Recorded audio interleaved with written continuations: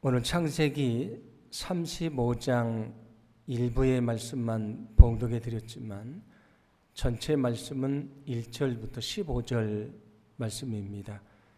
그리고 오늘 말씀을 잘 이해를 하기 위해서는 창세기 25장에 나오는 야곱이 태어나는 말씀부터 살펴봐야 말씀을 잘 이해를 할 수가 있습니다.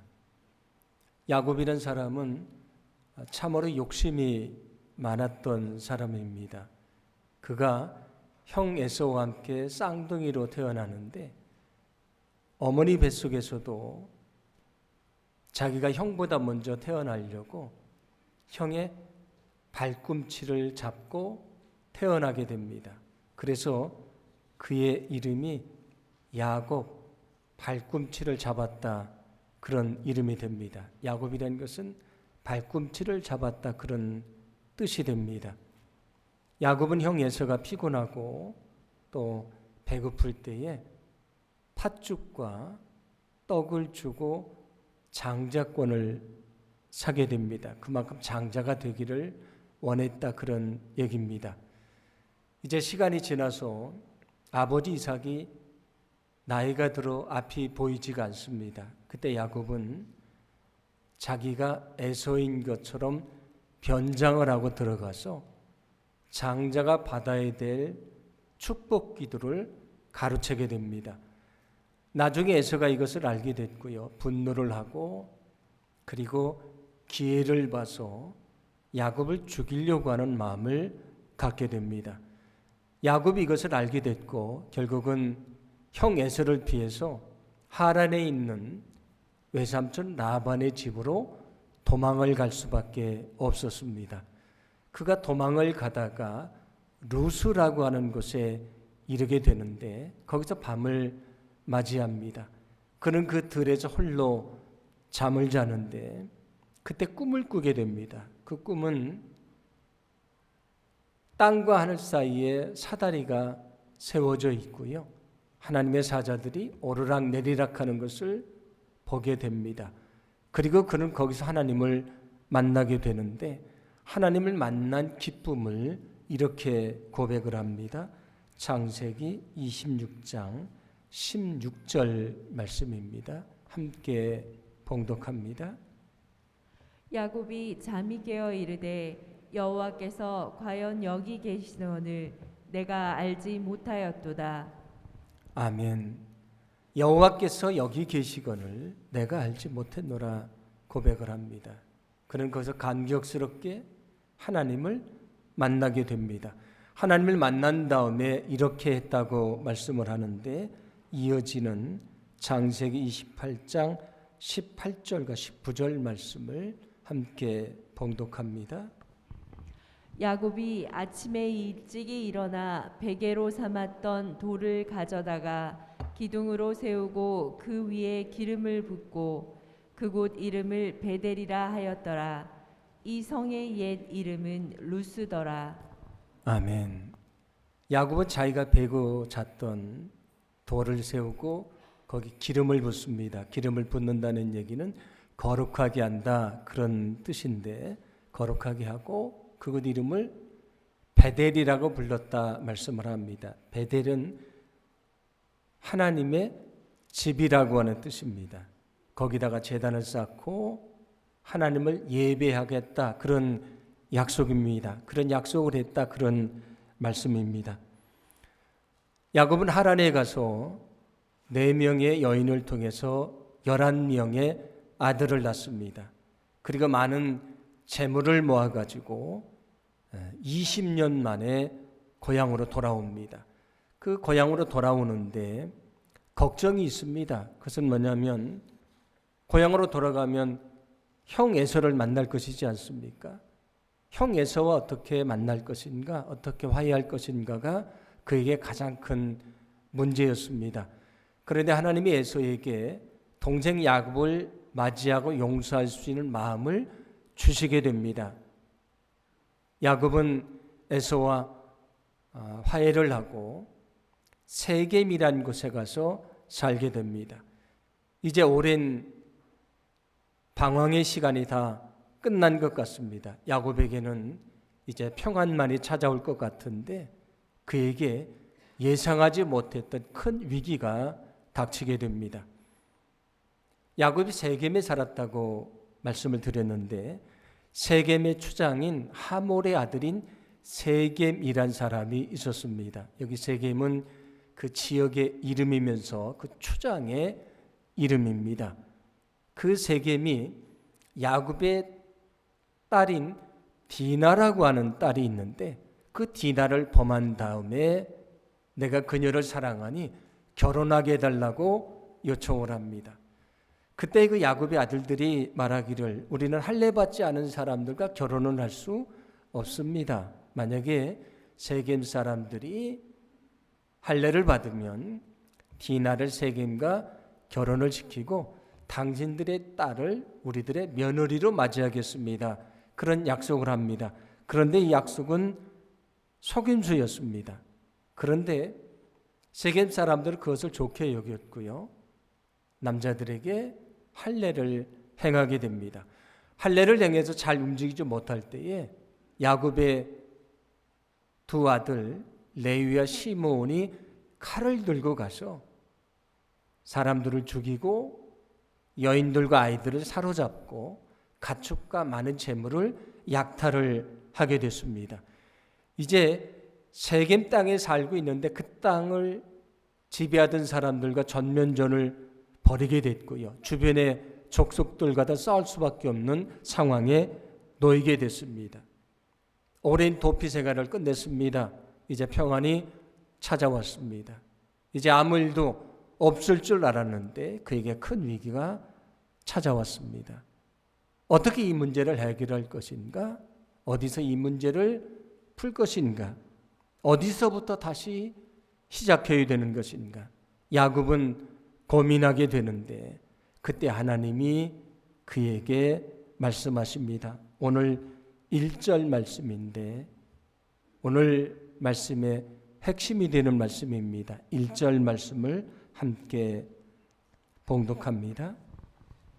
하나님이 야곱에게 이르시되 일어나 베델로 올라가서 거기 거주하며 내가 내 형 에서의 낯을 피하여 도망하던 때에 내게 나타났던 하나님께 거기서 제단을 쌓으라 하신지라. 아멘. 하나님은 앞에서 말씀드렸던 그가 하란으로 도망갈 때 하나님을 처음 만난 베델로 올라가라고 말씀을 합니다. 거기 제단을 쌓고 예배하라 말씀을 합니다. 왜 베델로 올라가라고 말씀하신 것인가? 그에게 찾아온 지금 위기를 극복하는 길은 베델로 올라가는 것이기 때문입니다. 왜냐하면 베델에서 다시 시작해야 그의 문제를 해결할 수 있기 때문입니다. 그래서 지금 하나님은 야곱에게 너는 나를 처음 만났던 베델로 올라가서 다시 시작하라 그렇게 말씀하고 계신 것입니다. 우리가 코로나로 인해서 우리가 성전에 온전히 모이지도 못하고 또 대면하는 목장도 모이지 못한 지가 벌써 2년 반이나 됐습니다. 감사하게도 이제 코로나 상황이 좀 나아졌고요. 광고 말씀드린 대로 7월 첫째 주 우리에게 창립 기념 주일인데 7월 3일부터 우리가 점심 식사도 하고 오후 예배도 시작하고 대면 목장도 시작하고 모든 교회의 행사나 프로그램이나 다 회복을 하려고 그렇게 기도하며 준비를 하고 있습니다. 외적으로는 모든 것을 회복할 상황이 됐습니다. 그런데 아직도 우리 마음은 불안하고요. 우리 믿음은 연약하기만 합니다. 저는 야곱이 베델로 올라가서 하나님을 만난 곳에서 다시 시작했던 이 말씀을 묵상을 하면서 이제 우리의 모든 것을 회복하려고 하는 우리가 어디서 시작해야 될 것인가? 무엇으로 시작해야 될 것인가? 그런 은혜를 좀 깨닫게 됐습니다. 오늘 여러분과 그 은혜를 나누려고 말씀을 준비를 했습니다. 베델은 어떤 곳인가? 야곱이 하나님을 처음으로 만난 곳입니다. 그 베델로 올라가라고 말씀을 합니다. 왜 올라가라고 말씀을 하겠습니까? 하나님을 처음 만났던 베델에 가서 하나님을 다시 만나야 그의 삶이 회복될 수 있기 때문입니다. 그에게 찾아온 인생의 위기를 이겨낼 수 있기 때문입니다. 교회의 모든 것들을 회복하려고 하는 이때에 우리에게 필요한 것이 무엇인가? 우리는 어디부터 시작해야 되는 것인가? 우리는 다시 하나님을 만나야 된다는 사실을 믿으시기를 바랍니다. 야곱이 베델로 다시 올라가서 다시 하나님을 만났던 것처럼 우리도 하나님을 만나는 것으로 다시 시작해야 되는 것입니다. 7절 말씀 보시면 야곱이 자기 가족들과 또 함께 사는 사람들과 함께 베델로 올라갑니다. 그리고 그곳의 이름을 엘 베델이라 불렀다, 그렇게 얘기를 합니다. 엘 베델은 베델의 하나님이라고 하는 뜻입니다. 그리고 그는 그곳에서 처음으로 하나님을 만났던 것처럼 다시 하나님을 만나게 됩니다. 9절 말씀인데 9절 말씀을 함께 봉독합니다.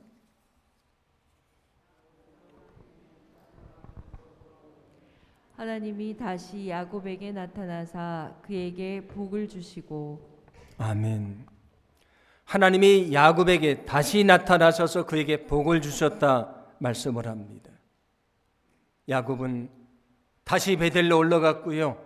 다시 하나님을 만났습니다. 하나님을 만나고 그는 다시 시작했다고 하는 이야기입니다. 우리도 하나님을 만나는 것으로 다시 시작해야 되는데 하나님이 누구를 만나 주시는가? 어떤 사람을 만나 주시는가? 이사야 55장 6절과 7절은 이렇게 말씀을 합니다. 함께 봉독합니다. 너희는 여호와를 만날 만한 때에 찾으라. 가까이 계실 때에 그를 부르라.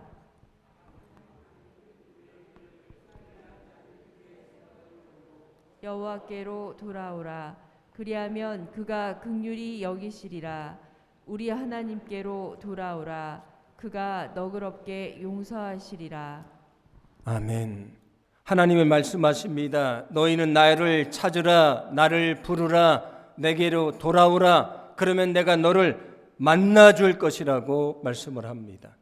하나님이 누구를 만나주시는가? 하나님을 찾는 사람, 하나님을 부르는 사람, 자신의 죄를 뉘우치고 돌아오는 자를 만나주신다고 약속해 주셨습니다. 이제 교회 모든 것을 회복하려고 우리가 기도하며 준비합니다. 어디서 다시 시작해야 될 것인가? 아무리 일상이 회복이 돼도요, 코로나가 물러가도 일상이 회복이 돼도 내가 정말 하나님을 만나지 않으면 내 믿음을 성장하지 않게 되고요, 교회는 다시 회복될 수가 없는 것입니다. 일상이 회복된다고 내 믿음이 저절로 회복되는가? 아닙니다. 일상이 회복된다고 교회가 다시 회복되는가? 아닙니다. 내가 다시 하나님을 만나지 않으면 내 믿음도 자라지 않고요, 이 교회도 다시 회복될 수가 없는 것입니다. 여러분, 하나님을 만나는 것으로 다시 시작하기를 간절히 소망합니다. 다시 엎드릴 때 우리를 만나 주실 것입니다. 내 믿음을 회복시켜 주실 것이고요, 우리 교회도 다시 회복시켜 주시는 은혜를 베풀어 주실 줄로 믿습니다. 여러분 다시 하나님을 찾고 하나님을 다시 만나는 것으로 시작하기를 간절히 소망합니다. 야곱이 베델에서 처음 하나님을 만났을 때 그가 하나님 앞에 서원한 것이 있습니다. 내가 이렇게 하겠다고 약속한 것이 있습니다. 창세기 28장 20절부터 22절 말씀인데 함께 봉독합니다. 야곱이 서원하여 이르되 하나님이 나와 함께 계셔서 내가 가는 이 길에서 나를 지키시고 먹을 떡과 입을 옷을 주시어 내가 평안히 아버지 집으로 돌아가게 하시오면 여호와께서 나의 하나님이 되실 것이요 얘가 기둥으로 세운 이 돌이 하나님의 집이 될 것이요 하나님께서 내게 주신 모든 것에서 10분의 1을 내가 반드시 하나님께 드리겠나이다 하였더라. 아멘. 야곱이 말합니다. 하나님이 나와 함께 해주시고 나를 지켜주시고 내게 먹을 것과 입을 것을 풍성히 주시고 고향으로 돌아오게 하시면 하나님을 나의 하나님으로 삼겠습니다.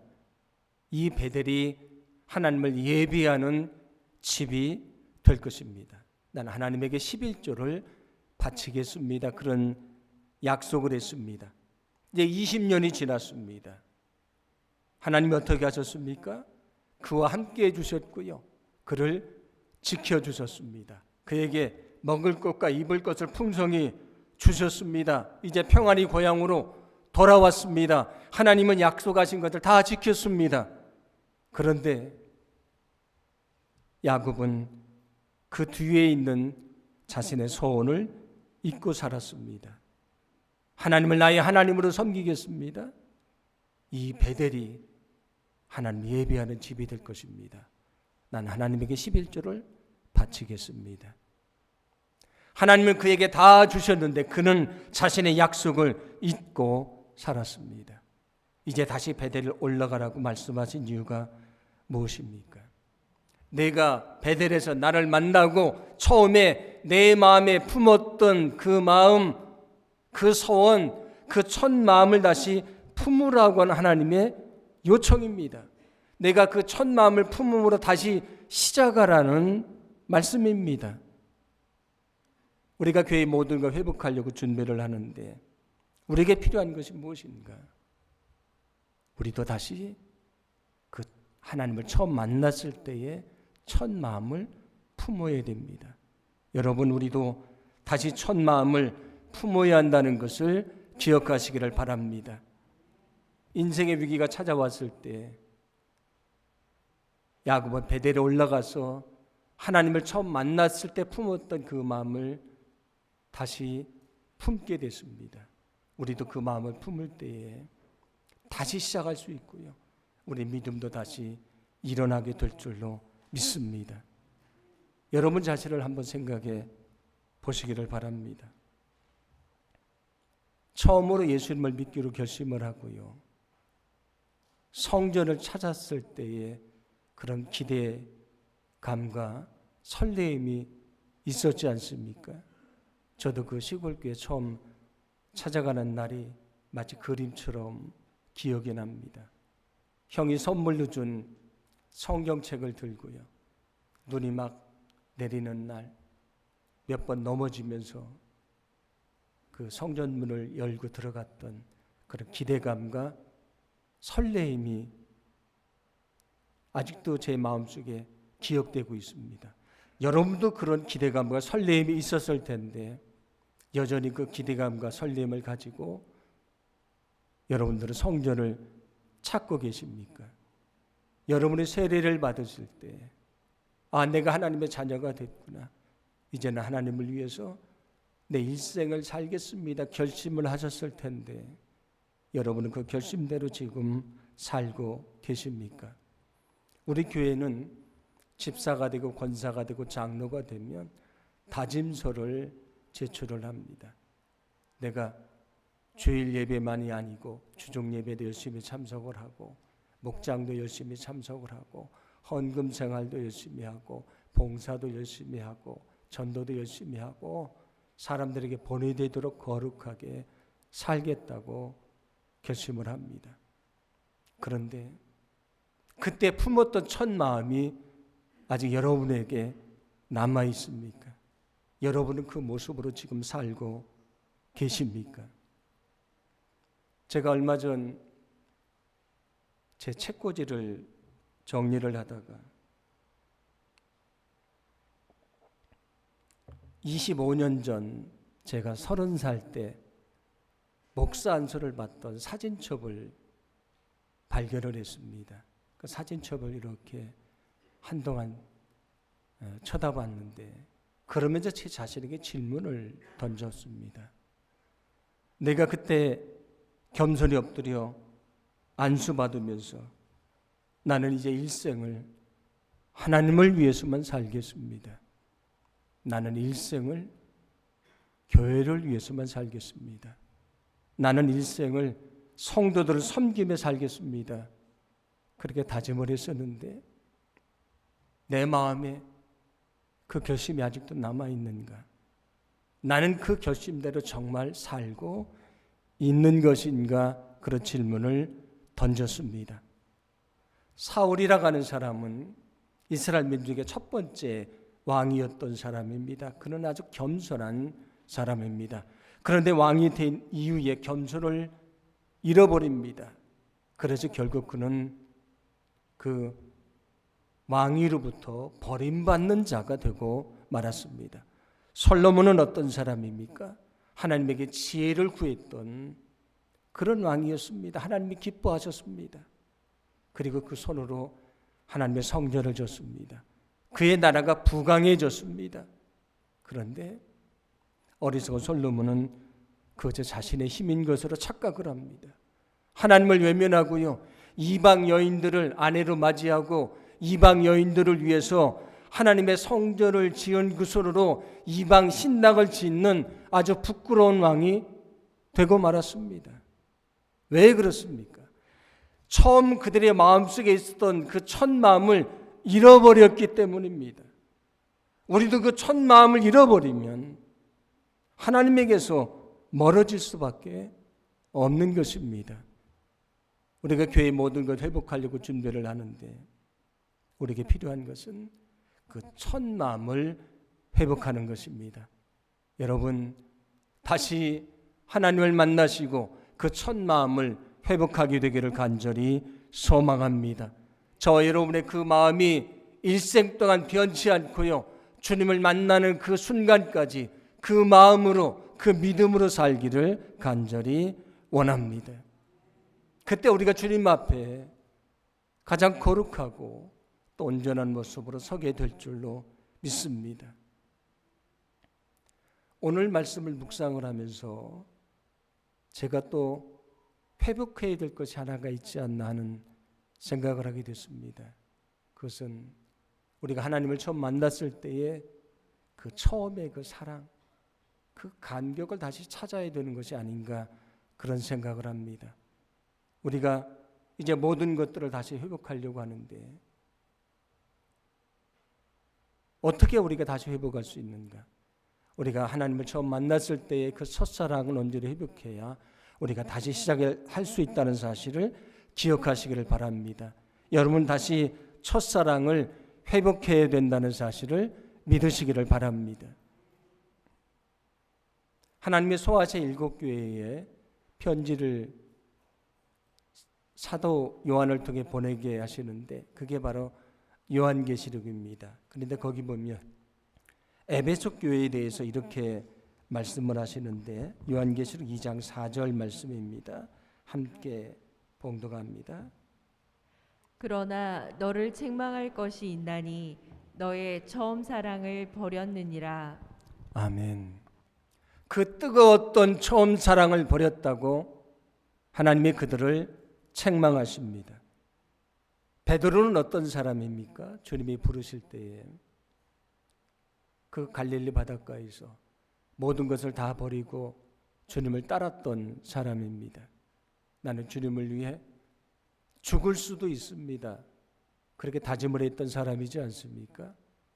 그런데 예수님이 잡히시니까 예수님을 버려두고 도망을 갔습니다. 예수님을 3번이나 모른다고 부인을 했습니다. 그는 실패한 제자가 되고 말았습니다. 갈릴리에서 처음 그 바닷가에서 베드로를 부르셨던 주님이 다시 갈릴리 바닷가에서 부활하신 후에 갈릴리 바닷가에서 베드로를 만나십니다. 그리고 그에게 3가지 질문을 던지시는데 요한복음 21장 15절 말씀인데 함께 봉독합니다. 그들이 조반 먹은 후에 예수께서 시몬 베드로에게 이르시되 요한의 아들 시몬아 내가 이 사람들보다 나를 더 사랑하느냐 하시니 이르되 주님 그러하나이다. 내가 주님을 사랑하는 줄 주님께서 아시나이다. 이르시되 내 어린 양을 먹이라 하시고. 아멘. 내가 나를 사랑하느냐 질문을 하십니다. 이어서 16절과 17절에서도 똑같은 질문을 하시는데 그것은 내가 나를 사랑하느냐 그런 질문입니다. 갈릴리 바닷가에서 베드로를 처음 부르셨던 주님이 부활하신 이후에 갈릴리 바닷가에 다시 그를 만나서 질문하시는 세 가지는 내가 나를 사랑하느냐 그런 질문입니다. 내가 갈릴리 바닷가에서 나를 처음 만나고 나를 사랑하고 나를 따랐는데 그 첫사랑이 아직도 내게 있느냐 그런 질문인 것입니다. 베드로가 그 첫사랑을 회복해야 다시 온전한 제자로 거듭날 수가 있었기 때문입니다. 우리가 다시 시작하려고 할 때에 그 첫사랑을 다시 회복해야 되는데 여러분 주님을 만났을 때에 그 첫사랑, 그 간절함 그리고 그 열정이 여러분 안에 남아 있습니까? 여러분 다시 주님을 만나기를 소망합니다. 다시 여러분 안에 그 첫사랑이 다시 살아나기를 소망합니다. 그 사랑으로 다시 하나님을 섬기고요. 또 주님을 위해 살기를 간절히 원합니다.